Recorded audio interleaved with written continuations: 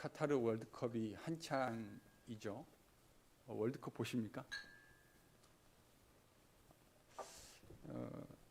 한국이 우루과이와의 첫 번째 경기에서 꽤나 선전한 것 같습니다. 제가 86년부터 월드컵 경기를 하나도 빠지 않고 다 본 것 같은데 그 어떤 경기보다 참 잘했다 하는 생각을 하게 됐습니다. 내일도 가나와의 선전을 기대합니다. 뭐 아멘 하실 필요는 없고요. 내일 가나와의 경기 잘할 수 있기를 기대해 봅니다.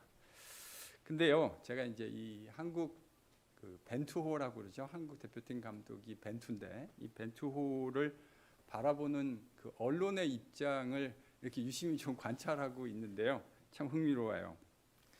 언론이 이 월드컵 직전까지 뭐라고 했냐면 벤투호가 지나치게 빌드업 축구를 한다. 그러니까 우리나라가 사실 그렇게 축구를 아주 잘하는 나라가 아닌데 지나치게 서구 유럽 그 잘하는 뭐 스페인이나 독일 같은 그런 팀들 또 아르헨티나나 브라질 같은 그런 팀들이 하는 스타일을 너무 추구하는 거 아니냐 이렇게 매우 비판적으로 이야기를 했어요.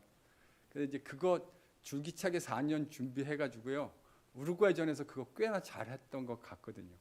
그랬더니 갑자기 언론의 태도가 싹 바뀌어가지고 뭐라 그러냐면 드디어 빌드업 축구가 빛을 발아본다. 전 이런 건 좀 아닌 것 같아요. 그러니까 어제까지 그 우루과이 전까지 그렇게 비판적으로 얘기를 하더니 한 경기 잘하니까 싹 돌아서서 언제 그랬냐는 듯이. 근데 사실 그럴 거라고 예견은 했어요. 그게 이제 언론의 그 소위 말하는 냄비 효과 아닙니까? 조금만 잘하면 금방 돌아서서 잘했다고 칭찬하는. 사실 그런 부분에 이해가 되는 부분도 있죠. 큰 성공을 이루고 난 다음에 바로 그것을 비평하는 것이 쉽지 않잖아요. 큰 성공들을 이루고 난 후에 아무래도 그 성공이라는 아우라가 만들어내는 효과가 있기 때문에 즉각적으로 그것을 비판한다는 것이 쉽지 않음을 잘 알고 있습니다. 오늘 본문에요, 이스라엘이 큰 승리를 거두었습니다. 바로 그 뒤에 이 큰 승리 뒤에 이스라엘 백성들이 한껏 들떠 있었습니다. 어쩌면 이 상황에 있어서 이 승리를 만들어낸데 적지 않은 공을 한 사울도 한껏 들떠 있었을 법합니다. 그런데요, 이 승리 가운데 전혀 들떠 있지 않는 사람이 등장합니다. 그 사람이 바로 사무엘입니다. 그는 모두가 들떠 있는 상황 속에서 혼자 묵묵히 서서 이스라엘 공동체의 일종의 대중적인 이제 마지막 고별 설교를 합니다. 사무엘이 완전히 없어진 것은 아니지만 이제 대중들을 상대로 행하는 설교는 이게 마지막이에요. 사무엘 상에 등장하는. 도대체 사무엘이 무슨 이야기를 그의 고별 설교에서 이야기하고 있는지 그 이야기를 여러분과 오늘 한번 묵상해 보고자 합니다. 우린 지난주 이스라엘이 어떻게 암몬 왕 나하스의 손에서 구원을 받게 되었는가 하는 그 이야기를 함께 묵상했습니다. 오늘 본문은 그 이야기 뒤에 발생한 사무엘이 행한 마지막 대중설교이죠. 그는 이제 이스라엘의 역사라고 하는 중앙 무대에서 내려올 참입니다. 이제 사울이 이스라엘의 왕으로 공식적으로 세움을 받았고 자신은 이제 그 사울이 주도하는 이스라엘의 왕정의 엄청난 승리를 함께 맛보았기 때문인 것이죠. 이런 맥락에서 사무엘이 이제 역사의 센터 스테이지에서 내려오려고 합니다. 바로 이 맥락에서 설교가 주어졌어요. 그러니까 여러분 맥락이 참 중요하잖아요. 어떤 이야기를 하든 그 이야기가 속해 있는 맥락이 중요한데 지금 이스라엘이 속해 있는 상황이 어떤 상황입니까? 그들은 불과 일주일여 전에 상상할 수 없었던 큰 승리를 거두었습니다. 불과 일주일 전 이스라엘 길르앗 야베스 사람들 또 베냐민에 속한 기브아에 있었던 사람들은 자신들이 망하게 되었다고 생각했습니다. 암몬 족속 나하스가 쳐들어와서 이제 우리는 모두 죽게 되었다고 생각하고 더 이상 소망이 없다고 생각하고 그들은 큰 소리로 목 놓아 울었습니다. 바로 그때 하나님이 준비해 놓으신 겸손한 왕 사울이 등장했죠. 사울은 하나님의 영에 크게 감동했습니다. 그리고 그는 하나님이 허락하시는 의로운 분노에 휩싸이게 됩니다. 자기가 몰고 있었던 소를 즉각 도살해서 조각을 내어 이스라엘 12지파에게 보냅니다. 일종의 군대 소집 영장을 보낸 것이죠. 여러분, 이때 하나님의 영이 사무엘상 11장 7절은 뭐라고 얘기했냐면 하나님의 그 두려움이 이스라엘 백성들의 마음속에 임했다. 그래서 그들은 모두가 다 한 사람처럼 사울의 소집에 응해서 나아왔습니다. 이스라엘과 유대 지역 전체에서 모인 사람의 숫자가 33만 명. 여러분, 이건 어마어마한 숫자입니다. 지난 400년 이스라엘 사사 역사에서 단 한 번도 이런 사람들이 모여본 일이 없어요. 3만 명의 엄청난 사람들이 소집된 겁니다. 이건 저는 기적 같은 일이라고 생각해요. 왜냐하면 여러분, 지금 왕권이 제대로 세워진 시기가 아니잖아요.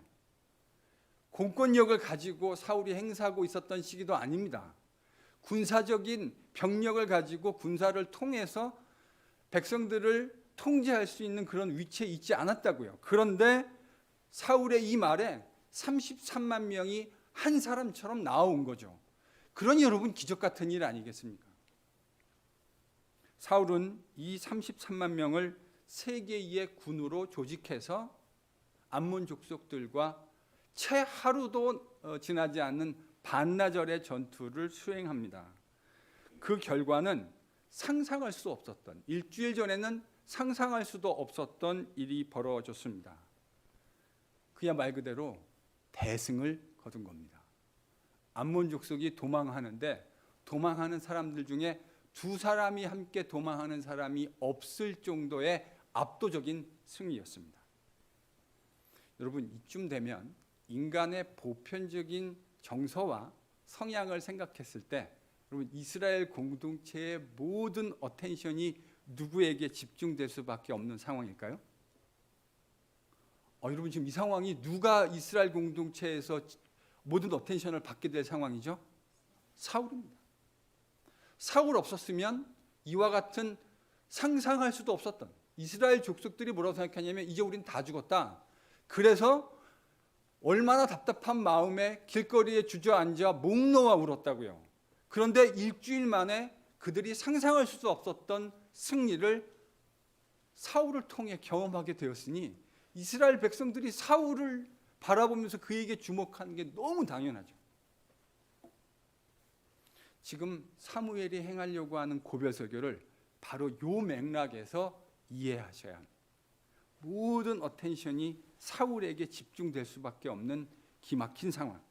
그런 상황이 됐다 하더라도 어느 누구 하나 이상하다 생각하지 않을 바로 그 상황 속에 사무엘이 등장해서 사울에게 쏠릴 수 있는 그 시선을 누구에게 집중시키고 있고 어디에다가 초점을 맞추려고 하고 있는지 그 고별설교의 내용을 함께 묵상해 보고자 합니다. 사무엘이요, 자신의 설교를 본격적으로 시작하는 내용이지 6절부터 등장하기 시작하는데요. 6절과 8절 각각 따로따로 한 번씩 읽겠습니다. 6절 읽고 바로 8절, 6절 8절 함께 읽습니다. 시작. 사무엘이 백성에게 이르되 모세와 아론을 세우시며 너희 주상들을 애굽 땅에서 인도하여 내신 이는 여호와이시니. 8절입니다.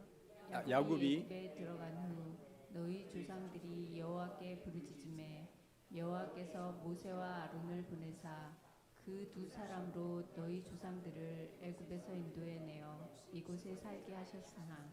네, 지금요 이 사무엘이 하고 있는 고별 설교는 역사적인 시점이 어디로 돌아가냐면 출애굽기로 돌아갑니다. 출애굽 역사를 얘기하는 거죠.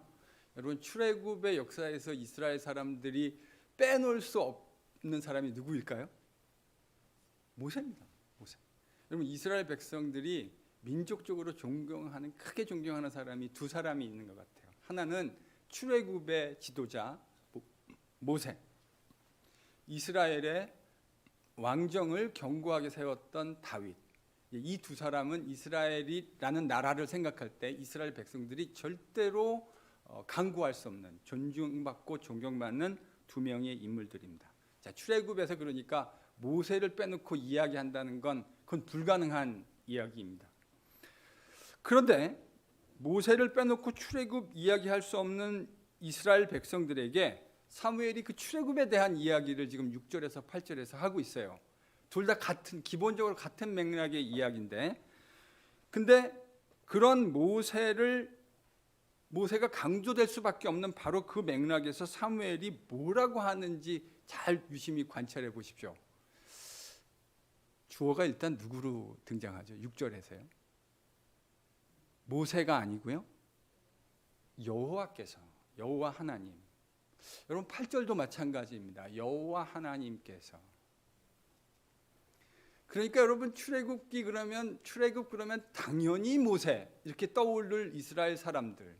출애굽의 지도자, 영도자가 누구냐? 그러면 이스라엘 사람들은 모세가 우리를 인도해 내었다. 우리 조상들을 인도해 내었다. 이렇게 생각할 텐데 지금 사무엘이 워딩을 바꾸죠. 어떻게 바꾸냐면 하나님께서 모세와 아론을 보내셔서 우리를 인도하셨다. 그러니까 말이 이렇게 달라요. 모세가 우리를 인도해 내었다가 아니고 하나님께서 모세를 보내셔서 우리를 인도하셨다.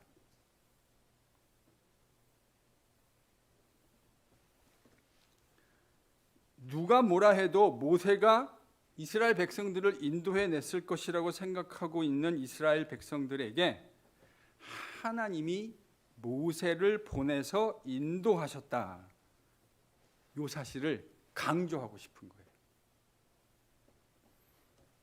근데 여러분, 이스라엘은 아주 큰 문제를 하나 가지고 있었습니다. 그게 뭐냐면 9절에 이스라엘이 어떤 문제를 가지고 있었는지가 기록되어져 있습니다. 여러분 9절을 같이 읽어보죠. 9절 같이 읽습니다. 시작. 하나님 여호와를 잊은지라 여호와께서 그들을 하솔 군사령관 시스라의 손과 블레셋 사람들의 손과 모압 왕의 손에 넘기셨더니 그들이 저희를 치매. 여러분 9절에 기록되어 있는 이스라엘의 문제가 뭐죠? 그들이 하나님을 잊는다는 거예요. 근데 이건 우리 인간의 성품을 생각해 보면 참 잘 이해할 수 있습니다. 여러분 하나님이 잘 잊혀지시잖아요. 왜 하나님이 잘 잊혀지실까요? 눈에 보이지 않기 때문입니다. 눈에 보이지 않기 때문입니다. 우리 인간들 그런 말 하잖아요. long distance relationship이 잘 워크아웃하지 않는다. 그러니까 미국 사람들 그런 말 되게 많이 해요. 저도 신학교 다닐 때 미국 친구들하고 있으면 long distance relationship never works out 이렇게 말을 하더라고요. 미국 친구들이. 그거와 관련돼서 미국의 영어로 된 아주 유명한 격언 같은 말이 있잖아요. out of sight, out of mind. 눈에서 보이지 않으면 마음에서 멀어지게 되어져 있다. 하나님이 자꾸 잊혀지세요. 그 이유는 하나님은 인간의 눈에 보이지 않기 때문입니다. 우리가 하나님을 모르지 않습니다. 하나님 백성이 하나님을 모르지 않는데도 하나님은 자꾸 잊혀지는 경향이 있으세요. 그 이유는 눈에 보이시지 않기 때문입니다. 하나님이 계속 우리 눈에 보이신다면 하나님을 잊는 것이 쉽지 않을 거예요. 그런데 하나님은 보이지 않으세요. 그래서 쉽게 잊혀져요. 저는 예배를 기억의 행위라고 생각합니다. 이건 제 정의가 아니고 제 친구 목사인 박대영 목사님의 정의예요. 그분이 이렇게 정의하더라고요. 목사님, 자기는 예배가 기억의 행위다. 저희 교회 처음으로 이제 사경에 오셨던 목사님이셨죠. 들으면 들을수록 그 말이 참 깊은 진리를 담고 있는 것 같아요. 여러분, 이 예배는 기억의 행위입니다. 누구를 기억하는 거죠? 하나님. 우리 하나님을 기억하는 것. 그래서 사실 예배를 드리는 이 예배 행위가 하나님을 기억하는 행위가 되는데 여러분 그게 우리를 살려냅니다. 경건하던 사람인데 한 달 정도, 2달 정도만 예배를 안 드려 보십시오. 어떻게 되냐면요, 거의 무신론자처럼 되더라고요. 제가 제 눈으로 직접 확인한 일이 있어요. 그러니까 하나님을 기억하는 그 예배의 행위, 기억의 행위를 게을리하면 하나님이 잊혀지십니다. 하나님 잊혀지시면 하나님 없는 사람처럼 살아가게 됩니다. 이스라엘의 문제가 바로 이거였던 거죠. 눈에 보이시지 않는 하나님을 이스라엘 백성들이 자꾸 잊어버린다는 거예요. 하나님이 이스라엘의 왕이시고 이스라엘을 지금까지 인도해 오셨고 그들을 위해서 대신 싸워주셨는데 그걸 이스라엘이 실제로 자신들의 삶 속에서 경험했는데 이스라엘이 그것을 자꾸 망각하는 겁니다. 그래서 구절을 보니까 하나님이 자꾸 이렇게 잊어버리는데 능숙한 이스라엘에게 뭐를 준비하셨죠? 하솔의 군사령관 시스라를 준비하셨고요. 또요, 블레셋 사람들을 준비하셨고 또 모압 사람들을 준비하셨습니다. 그래서 그들 손에 이스라엘 사람들을 넘기셨습니다. 주변에 있는 사람들을 통해 이스라엘 백성들을 괴롭게 하신 것이죠. 왜요? 여러분 10절을 보면요, 하나님이 왜 그렇게 하셨는지 그 내용이 등장해요. 지금 문제가 뭐라고 그랬습니까? 이스라엘이 자꾸 하나님을 잊어버리고 망각합니다. 그래서 주변에 있는 사람들, 그러니까 이스라엘 주변에 살고 있는 사람들을 하나님이 사용하신 거죠. 그 이유는 하나님을 다시 기억해내기 위해서입니다. 그러니까 문제가 지금 하나님을 자꾸 망각하고 잊어버리는 거잖아요. 그러니까 이 사람들을 통해서 하나님이 이스라엘에게 하나님을 기억나게 하시는 거예요.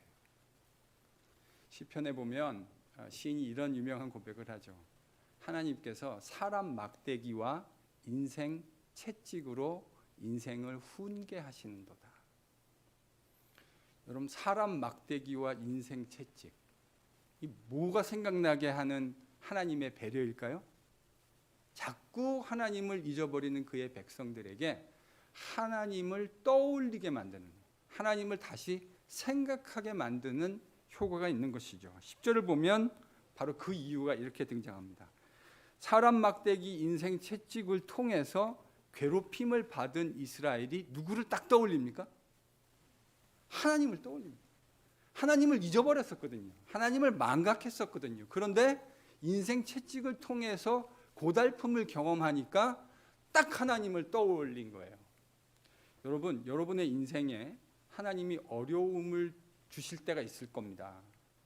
그럴 때 우리가 생각해야 되는 것이 이렇게 생각해 보시는 거예요. 다른 사람한테 말하지 마시고 자기 스스로에게 질문해 보시면 저는 건강하다고 생각해요. 내가 혹시 하나님을 잊고 있지는 않았나?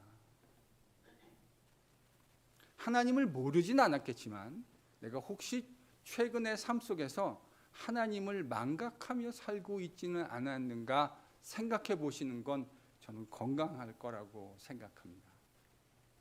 하나님이 인생 채찍, 사람 막대기를 사용하시는 목적이 다 거기에 있기 때문입니다.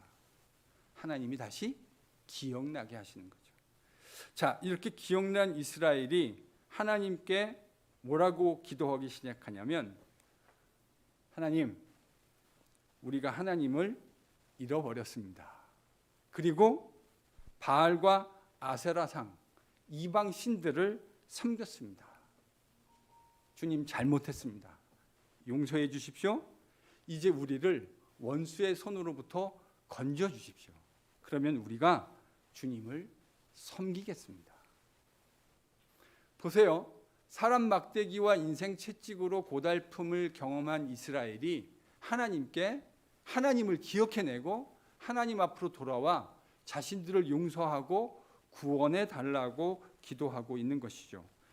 이 백성들의 기도를 들으신 하나님이 즉각적으로 반응하십니다. 여호와께서 여룻바알, 이 여룻바알은 기드온의 별명 아닙니까? 기드온, 베단, 입다, 그리고 사무엘을 보내주십니다. 여기에 등장하는 모든 이름들은 사사의 이름들입니다. 하나님이 사사를 통해 이스라엘을 사방에 있는 원수의 손에서 건져주셨던 것이죠. 여러분, 이게 지난 400년, 사무엘 이전 400년 동안 이스라엘 사사의 시대에 나타났던 일정한 패턴이에요. 하나님이 그들을 인도해 주시는데 이스라엘 백성들이 하나님을 망각합니다. 그럼 하나님이 주변에 있는 이방 민족들을 통해서 이스라엘 백성들을 괴롭게 하십니다. 그러면 이스라엘이 다시 하나님을 기억해내고 하나님께 기도하고 도와달라고 구원해달라고 기도합니다. 그럼 하나님께서 사사를 보내서 그들을 구원해내시고 하나님이 그들의 왕이 되신다는 사실을 보여주십니다. 여러분, 이게 400년 동안 일률적으로 반복되어진 역사의 패턴이었어요. 자, 그러면 이제 왕정으로 넘어가는 이스라엘의 상황이 어떠한가? 더 나아졌습니까? 사무엘이 바라보고 있는 지금 왕정으로 넘어가고 있는 이스라엘의 현 시점이 어떤지 12절이 기록해 주고 있습니다. 여러분, 12절을 같이 읽죠. 시작. 자손의 왕 나하스가 그들의 치러움을 보고 너희의 하나님 여호와께서는 너희의 왕이 되심에도 불구하고 너희가 내게 이르기를 아니라 우리를 다스릴 왕이 있어야 하겠다 하였도다.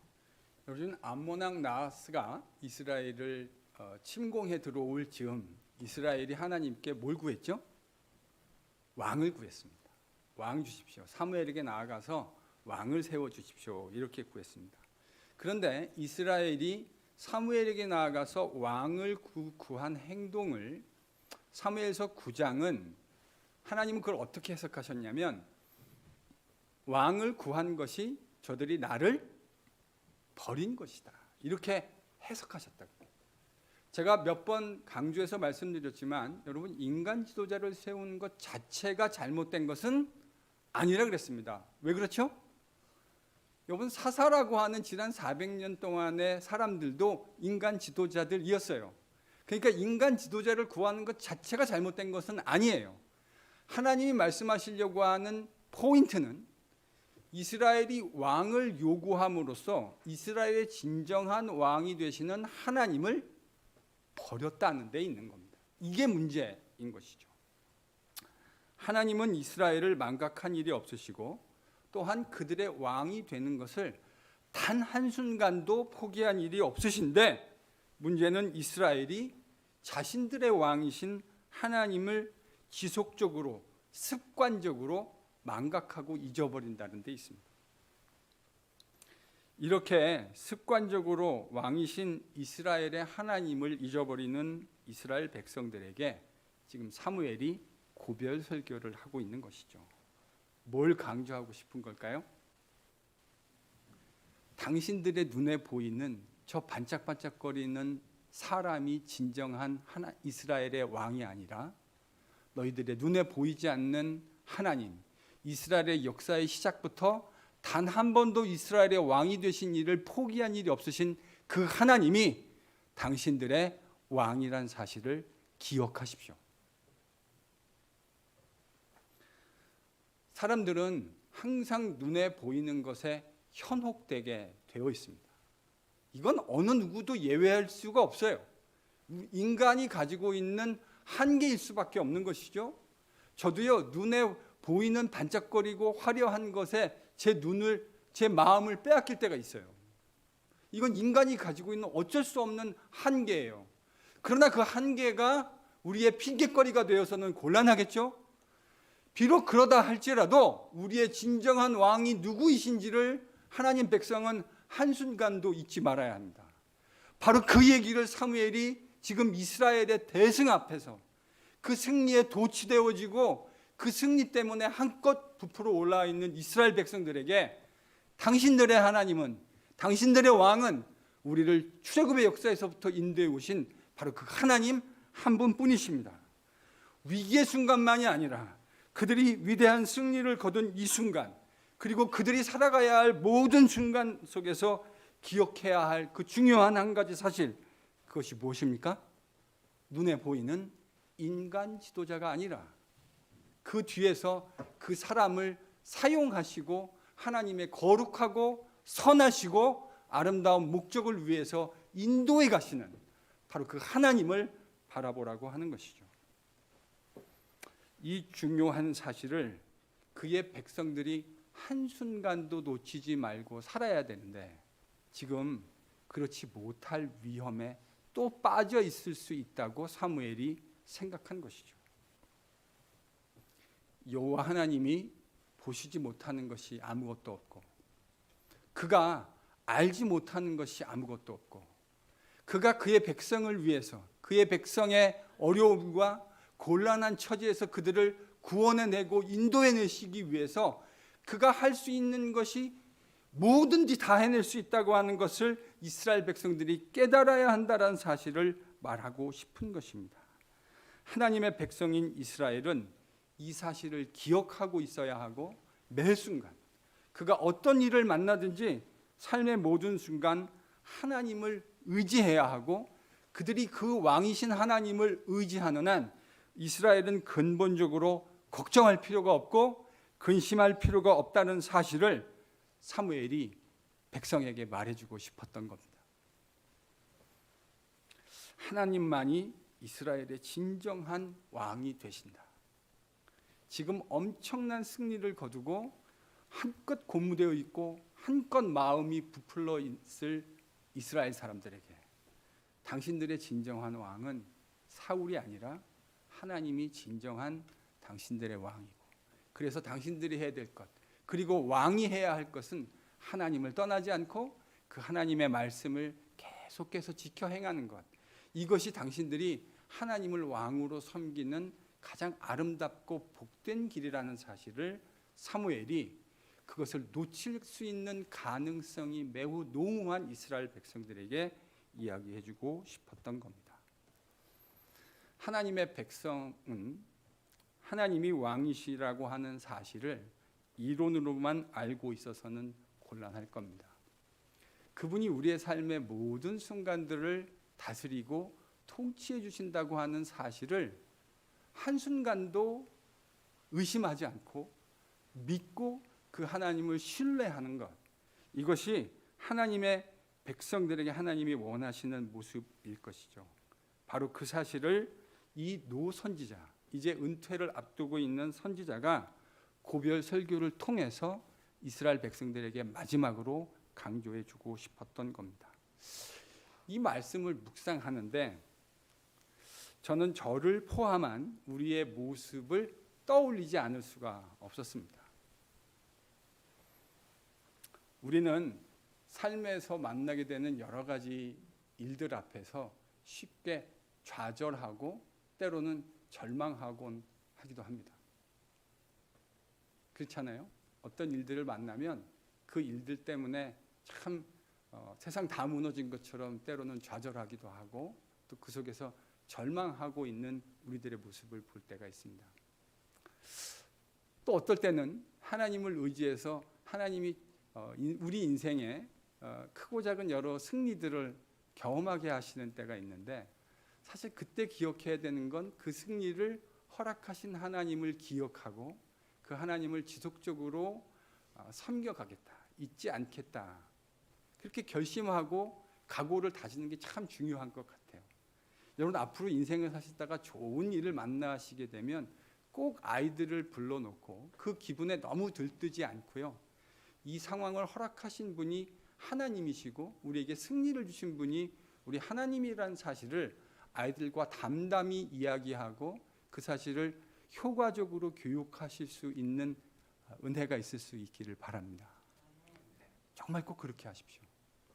그러니까 눈에 보이지 않는 하나님은 쉽게 잊혀진다니까요. 그러니까 지혜로운 사람은 그 하나님이 자꾸 잊혀지지 않게 하는 사람이 지혜로운 사람일 거고 그 하나님을 지속적으로 끄집어내어서 생각하고 묵상하는 사람이 지혜로운 사람이에요. 그래서 좋은 신앙인은 하나님 말씀을 묵상하지 않고 될 수가 없는 거예요. 매일같이 내가 걸어가는 삶의 순간 속에서 내가 경험하는 모든 일들을 말씀의 관점에서 생각해내고 해석하려고 노력하고, 내가 겪고 있는 여러 가지 좋은 일이든 그것이 어려운 일이든 하나님이 왜 일들을 나로 하여금 경험하게 하는가 하는 사실을 하늘의 관점에서 묵상하는 이 훈련, 여러분 이게 잘된 사람이 좋은 제자입니다. 그래야 우리의 마음을 허망한 곳에 뺏기지 않을 수 있어요. 사실은 어려울 때보다요, 뭐가 잘 될 때가 저는 더 위험하다고 생각합니다. 어려울 때는 그 어려움을, 어플릭션을 통해서 하나님을 찾을 수 있는 확률이 더 많아요.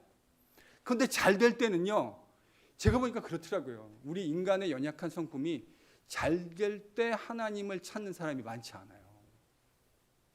도리어 넘어지고 깨어지고 실족하게 되어지는 건 어려울 때보다 잘 될 때가 더 위험한 거예요. 제가 이 말씀을 묵상하는데, 그리고 설교를 이제 정리하는데, 제가 커네디컷에서 와서 처음 겪었던 DMB 히스토리가 생각이 났어요. DMB 가보셨죠? 커네디컷 DMB 어떠시던가요? 일단 굉장히 오래 기다려야 돼요. 제가 펜실베니아에서도 한 17년, 18년 정도 살았는데요. 제 기억에 DMB 가서 20분 이상 기다렸던 기억이 없는 것 같아요. 근데 커네디컷 와가지고 여기 웨더스필드에 있는 DMB, 이제 그게 제일 큰 거라면서요. 그래서 이제 거기 갔더니 기본 2시간입니다. 제 기억에 제가 한 서너 번 간 것 같은데 가면 2시간 기다려야 돼요. 이제 잘 준비를 못 해가지고 제 실수죠.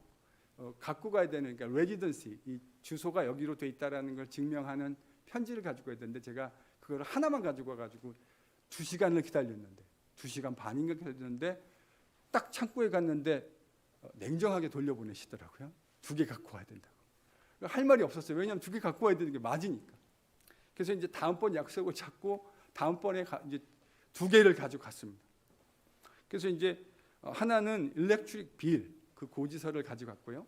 또 하나는 제가 사용하고 있는 이 크레딧 카드 스테이먼트 청구서를 가지고 가서, 자, 여기 2개 있습니다 하고 딱 내밀었더니 그 창구 직원이 일렉트릭 빌은 되는데 크레딧 카드 청구서는 안 된다는 거예요. 그래서 제가 따졌어요. 왜 안 됩니까? 이게, 그래서 이제 그 셀러폰에 그 앞에 나와 있는 DMB에 보면 이게 필요한 서류 목록이 있는데 뭐라고 돼 있냐면 2개의 레러가 필요한데 거기에는 반드시 손으로 핸드리튼한 건 안 되고 컴퓨터 제너레이트된 레러가 있으면 괜찮습니다. 이렇게 써져 있어요. 제가 이제 그걸 딱 그 앞에 들이밀고, 자, 여기 보세요. 여기 읽어 보십시오. 컴퓨터 제너레이트된 거 괜찮다고 했는데 왜 안 된다고 합니까? 근데 여러분, 제가 그 사람하고 대화하면서 뭘 느꼈냐면 70년대 한국의 그 공무원들 있잖아요. 기억나세요? 떠오르시던가요? 복지부동. 그러니까 일단 말을 안 들어요. 민원인들의 요구를, 정당한 이야기를 안 들어주는 거죠. 참 난감하더라고요. 아니 이렇게 멀쩡하게 된다고 돼 있어서 그대로 이걸 그가 미스하고 있는 부분까지 이렇게 DMB를 보여주면서, 그 웹사이트를 보여주면서 얘기를 했는데도, 강하게 어필했는데도 막무가내예요. 뒤를 돌아보니까 기다리고 있는, 시간이 길어지니까 뒤에서 기다리고 있는 다른 민원인들이 보였습니다. 그래서 어떻게 할까 하다가 일단 다른 분들에게 민폐를 끼치는 것 같아서 복도로 나와왔습니다. 근데 되게 난감하더라고요. 이걸 2시간을 넘게 기다렸는데 이 말도 안 되는 상황 속에서 또 이거를, 그러면 또 딴 거 가지고 또 와야 되는 건데, 그래서 난감한 마음에 하나님께 이렇게 기도를 했어요. 하나님, 참 상황이 난감합니다. 제가 볼 때는 안 돼야 될 이유가 없는데 저분이 무슨 이유에선가 마음이 좀 완악해져 있는 것 같기도 하고 답답합니다. 이렇게 이제 눈을 뜬 채, 여러분 그 DMB 웨더스필드 복도 가보신 분은 아시죠? 거기 많은 사람들이 왔다 갔다 하는데요. 제가 그 복도 한복판에 서가지고 기도를 한 거예요. 근데 이제 그 기도를 채 끝나지 않고 눈을 뜬 채로 제가 이제 기도를 하고 있었는데, 저쪽에서 어떤 신사 한 분이 원래는 딴 데로 이렇게 가시려고 하다가 저랑 이렇게 눈이 마주쳤어요. 그러더니 저를 향해서 걸어오시는 게 보였습니다. 근데 저한테 딱 오시더니 뭐라고 말씀하시냐면 선생님 혹시 도움이 필요하십니까? 이렇게 얘기하시더라고요. 그래서 제가 지금 겪었던 일을 그래도 비교적 상세하게 자세히 설명해 드렸습니다. 그랬더니 이분이 자기를 뭐라고 소개하시냐면 자기가 이 웨더스필드 DMB의 커미셔너라는 거예요. 커미셔너 아시죠? 그 DMB의 수장입니다. 그 DMB에서 이제 가장 직책적으로 높은 위치에 있는 직원인데 그분도 이제 직원이신 거죠. 근데 제가 이게 설명을 했더니 창구 직원이 왜 그렇게 했는지 자기도 잘 이해가 되지 않는다고 저한테 이야기를 해주시더라고요. 그래서 선생님 메모를 하나 저한테 남겨주십시오. 그럼 제가 가서 창구 직원과 만나서 직접 상황이 어떻게 된 것인지를 확인해보고 서류를 가지고 제가 선생님께 바로 전화를 해드리겠습니다. 라는 이야기를 저한테 해주면서 집에 돌아가 있으라고 하더라고요. 그래서 집에 왔더니 시간이 좀 지나고 그 커미셔너에게 전화가 왔어요. 자기가 알아봤더니 문제가 될 게 전혀 없습니다. 면허증이 곧 메일로 발송될 예정이니까 걱정하지 말고 기다리시면 됩니다. 이렇게 친절하게 저한테 직접 전화를 해주셨던 것이죠. 제가 그 전화를 받고요. 잠시 묵상해 보았습니다. 하나님께서 좀 곤란한 상황을 겪고 있는 당신의 백성, 하나님의 왕됨심이라는 건 뭔가 대단한 것을 통해서만 경험되어야 되는 것이 아니지 않습니까? 그분이 왕 되신다고 하는 건 우리 삶의 지극히 작고 소소한 모든 일상의 일들 속에서 그분이 우리를 통치하고 보호하시고 인도하시고 살펴주신다고 하는 것을 확인해가는 것. 여러분 그게 바로 하나님이 우리의 왕 되신다는 말의 의미예요. 꼭 죽어야 할 전쟁에서 우리를 구원해 주시는 것만이 하나님이 왕 되심의 의미가 아니에요. 그런 상황에서 그런 일들을 경험할 수도 있겠지만 지극히 평범한 일상 속에서 우리를 인도해 가시는 당신의 백성들을 살뜰하게 살피시고 돌보시고 그런 하나님을 경험해 가는 것 참 곤란한 상황이었거든요. 설명을 해도 설명이 통하지 않을 때 여러분 얼마나 이게 난감한 상황입니까? 그런데 그 상황에서 이 상황을 가장 잘 컨트롤할 수 있는 사람 DMB에서 누구였을까요? 커미셔너죠. 커미셔너의 말 한마디면 모든 것들이 일사천리로 풀려갈 수 있는 곳이 DMB 아닙니까?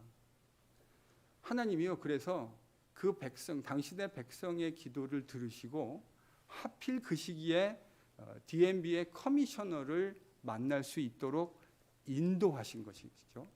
제 입장에선 하나님이 DMB의 커미셔너를 보내어 주셔서 이 상황을 인도해 주신 것이죠. 여러분, 세상 사람들은 이런 일을 겪으면 참 운이 좋다 이렇게 이야기할 겁니다. You're so lucky. 아마 이렇게 이야기할 텐데요.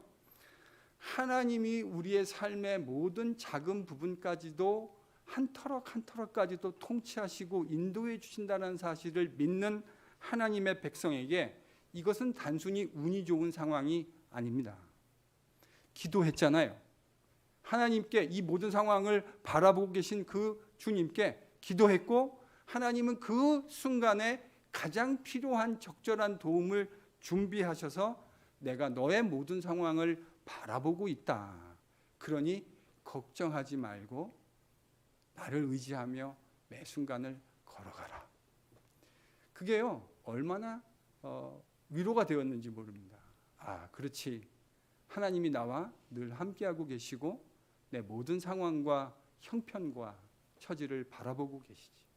때로는 가슴이 답답한 상황들을 만나기도 하고 때로는 하나님을 의지하며 주님이 주시는 소소한 승리를 경험하기도 하지만 그 모든 일들 속에서 잊지 말아야 할 것, 하나님이 나의 왕이시고 내가 그분을 의지하는 한 결코 내가 실족하지 않게 될 것이라고 하는 사실을 믿는다고 하는 거예요.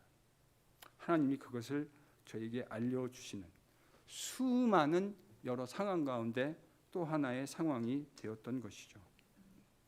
저는 아주 일반적 의미에서 앞으로 이 이민이라고 하는 거대한 흐름에 특별한 변화가 일어나지 않는 한 거의 모든 이민교회는 향후 20년 안에 상당한 쇠퇴를 경험하게 될 것이라고 생각합니다. 여러분, 앞으로 20년 후의 이민교회의 모습은 오늘날 우리가 경험하고 있는 이민교회의 모습하고 정말 많이 다를 겁니다. 제가 지금 이민교회라고 상당히 제너럴한 텀을 썼어요. 그러니까 이 이민교회는 뉴욕이나 뉴저지 또 LA나 캘리포니아에 있는 이런 이민교회들도 포함돼서 말씀드린 거예요. 근데 우리는 어디 살고 있죠? 커네디컷. 여러분, 우리는 뉴욕과 캘리포니아에 살고 있지 않아요. 그러니까요, 이 20년이라는 숫자에서 커네디컷 지역에 살고 있는 이민교회는 그것이 더 빠를 것이라고 생각하는 것이 저는 합리적일 거라고 생각합니다. 하나님 우리에게 미래를 예측할 수 있는 지혜, 이런 해안도 주셨잖아요.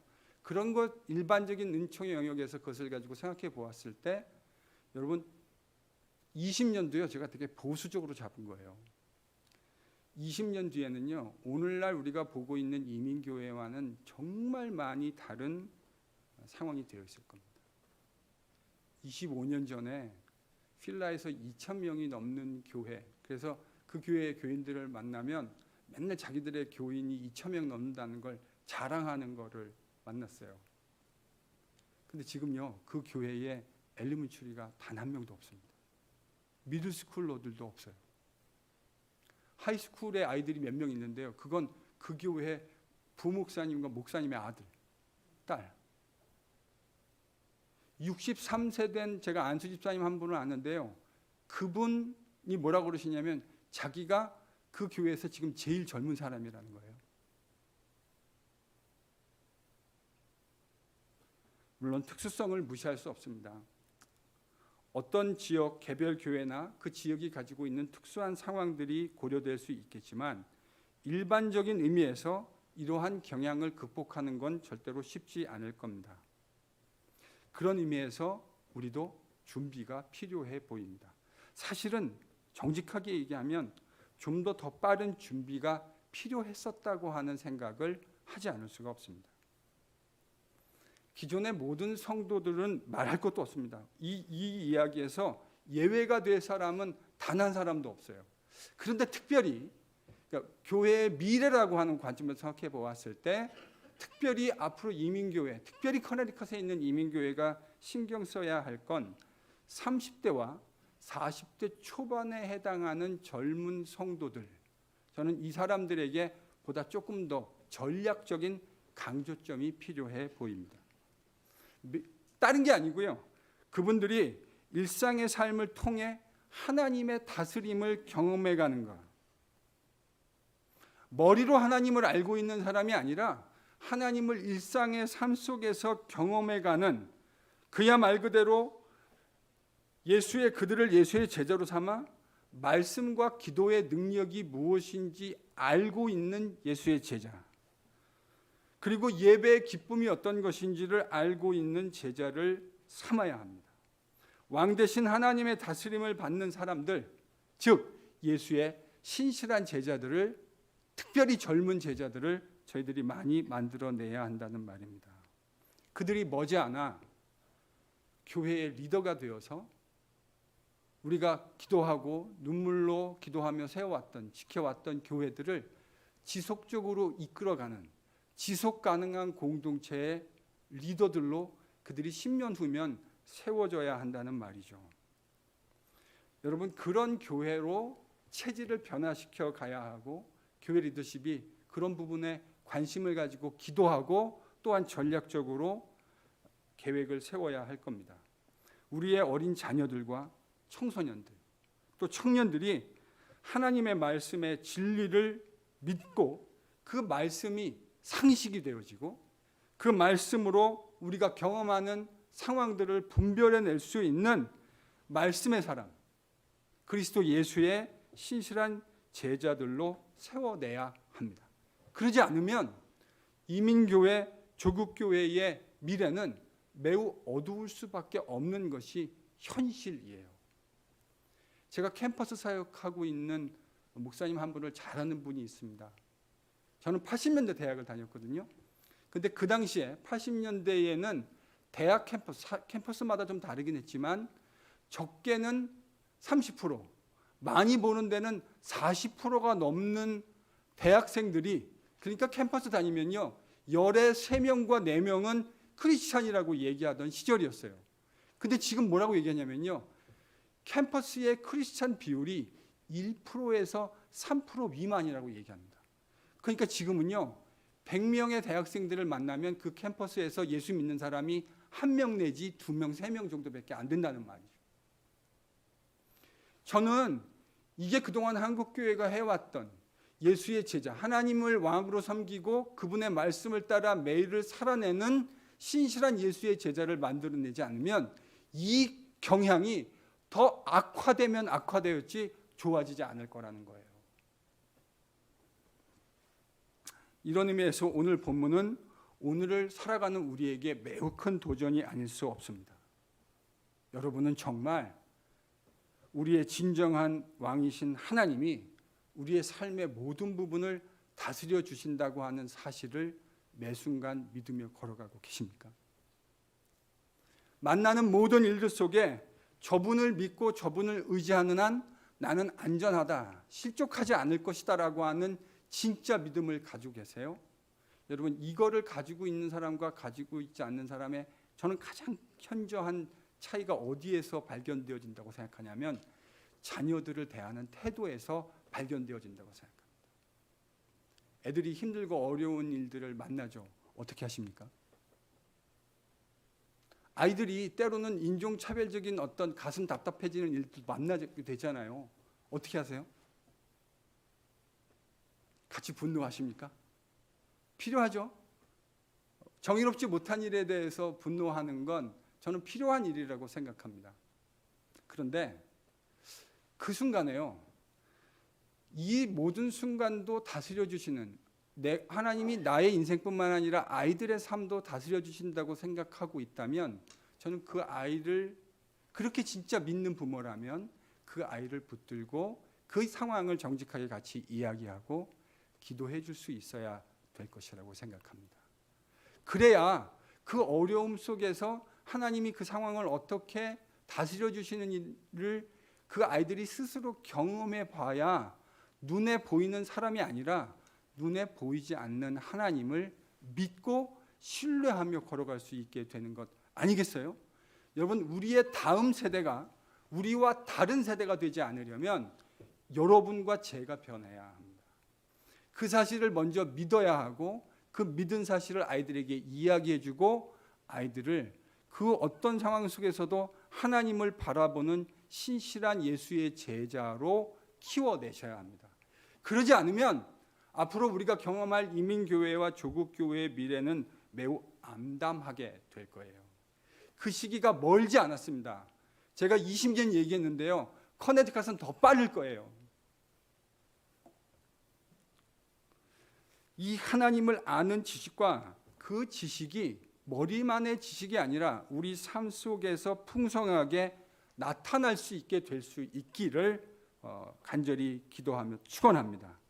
우리가 만나는 모든 상황 속에서 우리를 다스려 주실 수 있는 하나님을 소망하는 LGPC의 모든 성도들, 특별히 젊은 세대, 또 우리의 자녀들이 될 수 있기를 예수님 이름으로 간절히 축원합니다. 다 함께 같이 찬양할까요?